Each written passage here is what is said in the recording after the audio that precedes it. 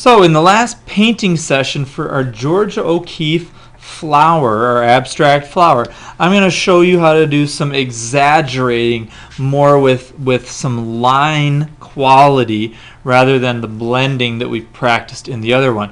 Your painting should be at this point pretty much dry. Mine's still just a little bit wet because I'm rushing, but yours should be pretty dry by now because we've hopefully let it set for a week and you've got the time to have it dry, and it's now at a point where it's dry and you can paint wet paint over the top without blending at all.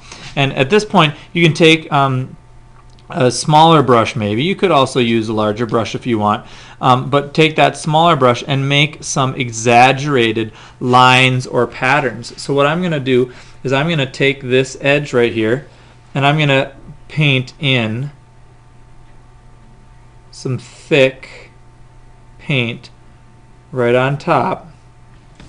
And you can kind of see that now, to make like an exaggerated petal line right there. I'm going to take some other one here and I'm going to take an exaggerated petal line right up from the center. And this is really, I'm using line quality now to express a little more of the picture. Whereas before I was using blending to get nice clean edges and nice lost edges. I'm using line in my quality of paint to really, move the eye through the picture. Okay, I'm going to continue that, but I'm going to wash my brush out so I can get some pure yellow. And notice how I'm just using pure colors for this. Okay, here's my yellow. I'm going to put some yellow here.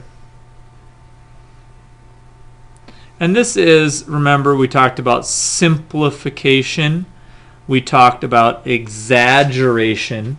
So those are two of our qualities that make abstract art: simplifying something as well as exaggerating it. So I'm kind of exaggerating these petal lines. I'm exaggerating the color and kind of saturating my picture with color that is not necessarily this bright or vibrant in these parts of the picture. Okay, so here's that yellow on the side, yellow there with my orange. I'm going to continue over here and I'm going to go back onto the top piece here, and I'm going to really put in some texture with my line. I'm going to get my red and I'm going to make some strokes to kind of indicate where my brush strokes were ending and starting. And get some brown and almost edge around some of my brush stroke shapes. I'm actually going to get a little and just put some lines in. Can we see that in the video? Yeah, we can see that. I'm actually going to put a brush line up here just because I'm giving this a more abstract quality now. I'm kind of making lines become part of the composition, whereas before it was all about blending. Now we're continuing our abstraction into line along with our color. Okay, I'm actually going to go really far here and use some red in the petals, I think, if I can. Use a little red right here. A little red right here. And where art and following the directions kind of converge is here. You're making decisions based on we don't really know what. We're making decisions based on what it might look like or what it might feel like on your picture. Other than, oh, Mr. Lundgren told me to put orange here, I better put orange here. You're making some artistic decisions as to, well, where do we want our lines to be? Where do we want maybe blending to be or not be? And I can take this red here and I can blend it out a little bit. I can even add some water on just to kind of smooth the edges.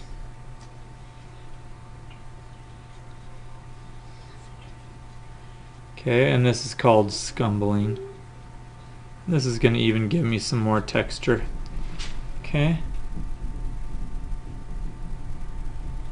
So that way we're actually creating a little more dynamic drawing into our smooth painting. Now at the end, we're going to take our Sharpie in our next session and try to outline some of these things.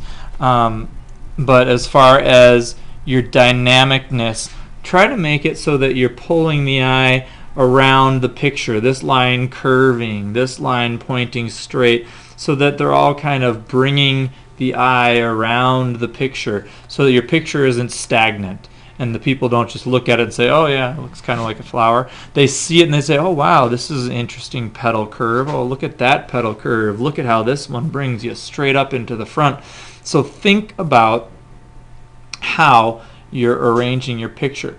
At the same time, I do want you to leave the hint of blending, hint of blending, hint of blending. We want some of those pieces so that we can still see the fine artistic ability that you have in blending, but we also want to see your ability to create line and to create texture by adding these different pieces onto your picture. Okay, so in this session, the last one here, you're looking at line quality and you're trying to use line with your color to pull the eye around your picture and create a more dynamic composition. And this kind of concludes our picture.